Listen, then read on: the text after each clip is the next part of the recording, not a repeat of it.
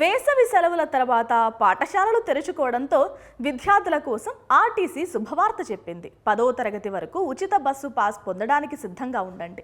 పాత పాస్లను మార్చుకుని కొత్త వాటి కోసం దరఖాస్తు చేసుకోండి. ఇంటర్, డిగ్రీ విద్యార్థులకు రాయితీ పాస్లు అందుబాటులో ఉన్నాయి.